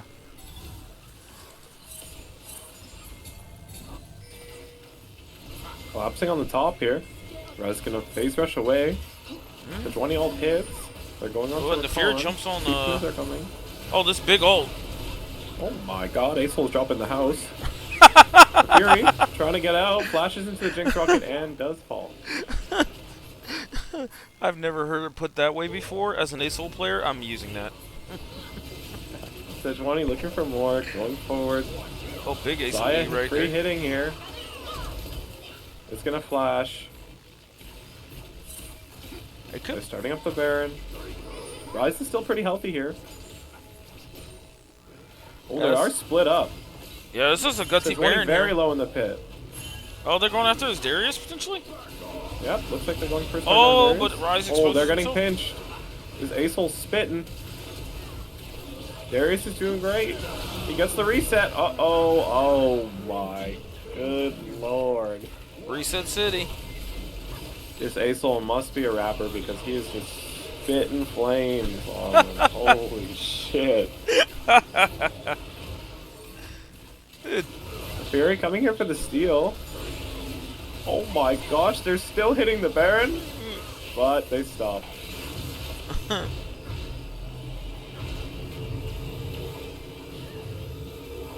Fury going on an absolute suicide mission to try to steal that one. Very respectable.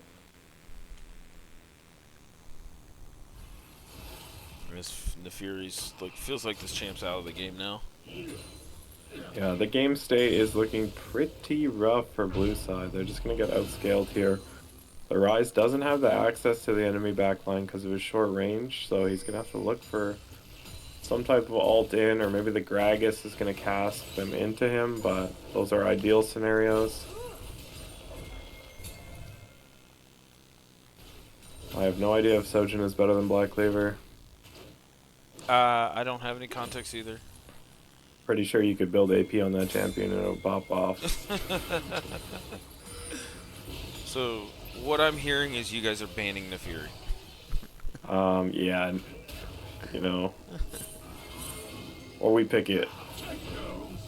Looks like they're gonna Rise ult out, and bye-bye. They get the Acel ult. Little ult for ult trade here. It's pretty much just a bit of a waiting game now. It's kind of surprising though that red team doesn't have more turrets. I Yeah. would have thought they would have been able to crack this mid-tier one with this Baron push. Yeah, it feels like they're being almost too reserved with this Baron. But What do our item advantages look like? got 3 items up top. So an item advantage for Darius. Sejuani's just giga ahead.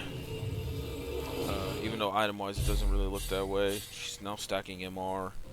Acel's Yeah, this Darius is eating most of the gold because he's getting all the kills in the team fights. Yeah. Acel getting Rylai's. Oh, and finish the Seraph, so Rylai's was second, sorry. Now, I just think this Acel's now unkillable. And Jinx on 2 items, finished IE second. And actually, Milio up a half item as well. So yeah, this Neferi has nobody to target now.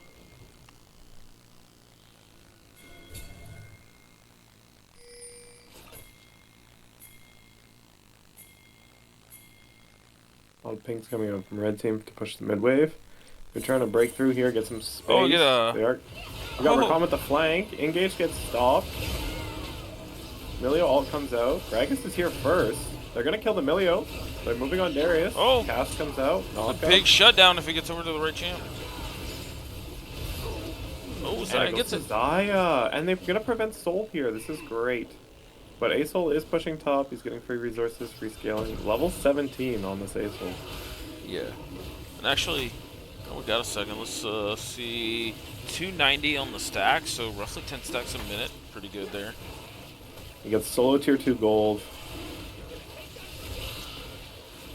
Yeah. If I'm red team, I'm looking at my top laner and I'm not happy he just fed 1,000 gold over the enemy AD carry. Well, that's a completed Mortal Reminder plus BF sword coming out of Zaya off that back. So she's now a full item and a half ahead of Jinx. But Acel sitting on big ults, really massive in the next fight. Yeah. Would have been great if he could have used it there, but I mean, getting that top tier 2 gold is pretty great. He's unable to get a full item. He just gets the rod, though. He had TP up as well. Curious if they were calling for TP or just told him to stay up there.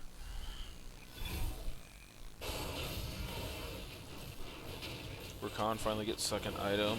The what's the name of that? The Knight's Vow.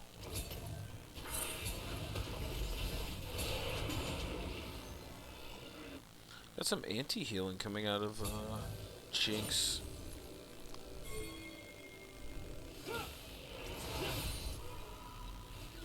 So going towards a Mortar Reminder there. We got 4th item, Death's Dance, coming out of this Darius, so it's just getting tankier and tankier. I hate this. Yeah, I think eventually the Darius will become a non-factor when Zaya gets more items. But it's just a matter of getting there, because red team's gonna scale so strong. I'm just gonna see, blue team's gonna have to make some plays. The gold lead is still kind of close. And it's mostly coming from having those additional tier 2s here. It's gonna go up as well. Getting a little closer. Sejuani kind of just died. Dive 133, but got dropping the asshole. Think's getting a reset here, maybe? Oh, they're just gonna rise ult out. Oh! Oh my god, Rakan flashes in. Zaya and Rakan looking for it. Zaya pulls feathers, hits nothing. A little bit of spacing here. Darius is walking in. Both teams fighting over nothing here. Baron coming up. That was actually a clever use from Lasagna's stopwatch there by Gragas. He still got the rise ulted out. I thought they changed that interaction. So did I. But maybe they did it just for eyes. Could be, yeah. They end up getting Acel's big ult for a tier 2. That's a pretty solid trade right there. Yep, and they still get, everyone gets out. They still have all their ults. They just blew Rakan ult. Meanwhile, on the other side of the map, you have Sedge and Acel blowing both ults. They have positioning. I don't know if they're going to start this Baron. Acel ult's still down. They are. They're starting it up. They say coming to us. Gragas with a great flank here. Oh, when he finds the Jinx. Oh my god, he bumbles her ass. Oh! Oh, he flashed on her. Oh my god. Darius in the back line. He's able to connect. Oh my! Milio keeps him alive. Oh my gosh, this Darius is equally smurfing just like the Gragas. We'll see if they can turn this around, or they're just going to chase them forever. You need to fight. Oh, Rakan ults. Oh, Rise big looking pullback. good. They kill one. What can Rise do? CC? This Ace Hole's flying in. He's not hitting the Zai, he's hitting Rakan. Oh my god. Rise is healthy. Does he have the damage here? Oh, takes care of the Milio here. See if they can finish. Save his ass, Rakan. Oh my. Oh no! The heal. Oh no! Oh, Dies to the bleed. wow. And then he pops the plant. Really well played from both sides here. That Acel hard focusing Rakan in that 3v3 actually almost made it so blue side won that. Ends up being Zaya just free hitting. Ends up being a big 4 for 4. This Darius absolutely putting the team on his back. Shades of some Havoc Darius I remember seeing. And again, that fight is without Acel big ult, so in this next team fight coming up, he's gonna have the massive ult, and it's gonna look very different. Yeah. Let's see if they start thinking about marking this Gragas. I mean, he basically 1v1 the Jinx right in front of their face. Yeah, that guy just played that very well. I'm honestly surprised that we didn't see any follow-up from any of the teammates. Kinetic Rooker. Then Reaper with the red team inting.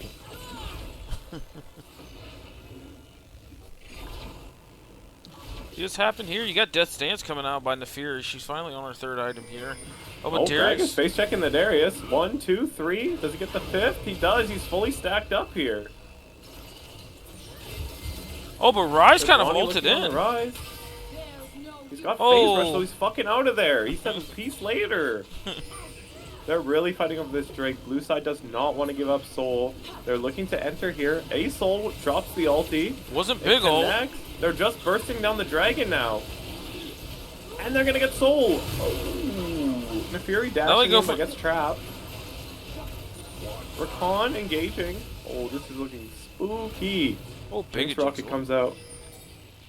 They're pinging Baron. And blue team survives, but they lose the Soul. There's a lot of tempo on Baron.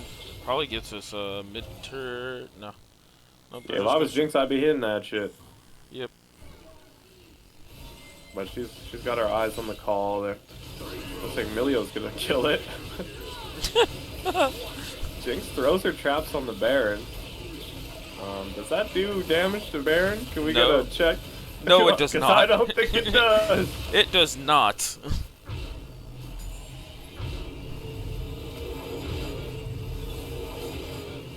Zaya will be hitting like a train now. 4 items coming in. Jinx only on 2. Jinx is very underfarmed. Yeah. Same with this Ace-Hole, actually. Really low CS numbers. Victor saying that the traps do damage when they expire. You're probably right, but really. Does it? I don't know. Can we get a fact check? I feel like we need a fact check. Can we get someone backing up Victor here? Can we get someone to fact check this, please? Someone hop into practice tool right now and throw that shit on the Baron. Sejuani ult ends up missing here. So there's a big pick ult down as they siege this mid-turret. They are pushing with the Baron. Oh my god, Sejuani is walking and tanking the turret like... big ult coming down here. Oh, baby! Oh, but Zaya! Zaya gets a huge feather pull. Okay. Broken ass champion gets out. Oh, he ulted in just the W and flash out. Pops the ghost. This guy is fucking fast. Holy shit. Jinx just spacing in and out with that max range. Oh, this Ace-ul E. Do we have TPs from Gragas? Rise? Can we look to pinch on the reset? Gragas is dead. No, he's not. Where is he? Oh, he's mid. I feel like you want this 4v5 fight. You want to take this. The Fury wants it. Rakan's coming in. Oh, he's flashing over the traps. He connects with the Jinx. 3-man charm here. Looks like they're all fighting it. Everyone's here. You have to play this really well. Oh my fucking god. Jinx ult. takes out both of the back They lines there. said, give me that shit. Snipes are just like in Arcane, famous Riot Games TV series. If you haven't seen it, I would recommend checking it out. That does happen in the show. She quadra kills them just like that. And looks like red team are going to be able to seal this one up nice with a pretty bow. They outscaled. They got the soul. A lot of weird shit coming out. This Darius, absolutely fucking massive. 17-4, finishes the game full build. I'm pretty sure he impregnated Gragas. I don't even know if that's genetically possible, but it happened. Oh, man. You can cast with me any day. Wow, what a game. Oh, that was great. What the fuck? What a game here. And Darius, I believe... Yeah, Darius did the most damage. It's actually not even close. Yeah, that is a lot of damage. I feel like these fights were so close that if blue side played it mechanically better inside of the fights, they probably could have won quite a few. Thinking back on that top side fight where Ryze walked into the Darius queue, oh my gosh, that was so close. That was so close to being the other way around. And a lot of those fights were just absolute nail biters. So really great from both teams, honestly. Really fun game to watch. Yeah. And is that a 2-0 or is that... That is a 2-0. So Solace Endeavor Esportz 2-0s. Ninja Damn, Turts. first game of the league in a 2-0. And we don't play ENUF. Absolutely carrying this one. Total MVP player. Glad I'm not in that guy's group. Yeah, he had a... I think maybe Dippy would have some trouble, you know? Oh, it could be. I mean, he looks strong. That Cho'Gath game was pretty impressive. Like, did you see some of the noms he got off? Oh, a lot of Cho'Gath gameplay there. Great series. I mean, Well, that was that was an exciting series to start off this season, man. And I think this makes me more hyped for this week 1. So, what do you for Wednesday? Are you guys super excited to get this started? I know this is the first time you've been on like a different lineup in what, like 3 years, 4 years? who are we even playing against? On Oh my no god! idea, bro. Is it Scorch? It's Scorch, my friend. Oh my god! I can't wait to absolutely pub stomp Scorch into the floor. Mark my words, 2-0, easy win, easy win. And actually, as much as like you and sad jellyfish, well in this case now happy jellyfish changed the lineup. Scorch, this is a rare time they changed their lineup as well. So. No, I think Scorch has beat, like when we were the previous team last season, I think they beat us every time. So we definitely have not beat them. I'm obviously just joking. So it should be a good series, hopefully. I hope that we can play well together. It'll be interesting. We'll have to do some draft prep, though, because I haven't really looked at the enemy at all. You don't strike me as a guy that looks at anything. Just like, who are we playing? That is not true. I do a lot for my team, heavy research, lots of hours in the back end, crunching the numbers. That is my job. No, I'm fully a personality hire, and I do throw the game a lot, so hopefully that doesn't happen on Wednesday. You don't throw that many games. Though I appreciate you guys letting us get a scrim less split against you guys. We should scrim again and pop open the stream. Maybe. Any Scorch members in the chat? Just doing a little census. I don't believe so.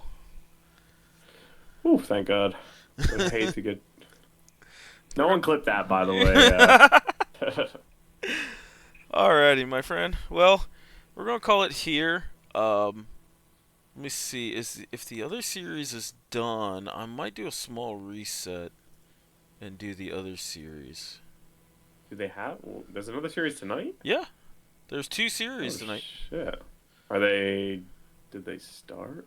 They did. They're both at 8 p.m., my friend. Holy moly macaroni. Yeah, it was. But no one's even in the Discord. How could they be playing each other? It must be done. Must be done. So, I'm trying not to spoil that for myself, but I will eventually look at it. But yeah, there was a UAFS Esports versus John Bucket Betts. Just probably one of my Okay. more favorite team names to say. Full lips. Okay. Well, you have. Thanks for casting CLT.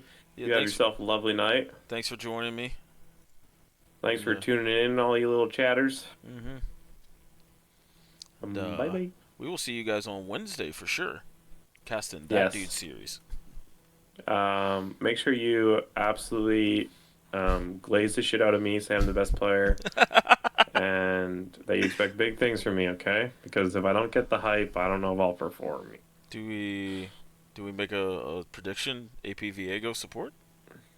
Listen, if you pay me $500, I'll lock it in.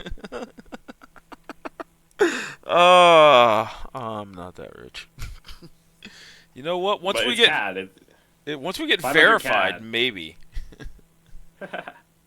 Okay, yeah, work on that verification. All right, Yeah. CLT. Enjoy your night, man. Appreciate it, bro. You have a good one. And that's our series. So big 2-0 start from Solace Endeavor Esports, taking out Ninja Turts. That I will say, there was a lot of really good things coming out of Ninja Turts. I'm excited to see both teams in the future. We see Solace Endeavor is going to take on Femboys next week, and Ninja Turts gets Coin Flips, which is one of the two returning teams here in Group A. Coin Flip most noticeably went the perfect regular season 5-0, 10-0 last split. So let's see if they can continue their regular season success. But yeah, two really solid games by both teams. Those Solace Endeavors looked pretty strong.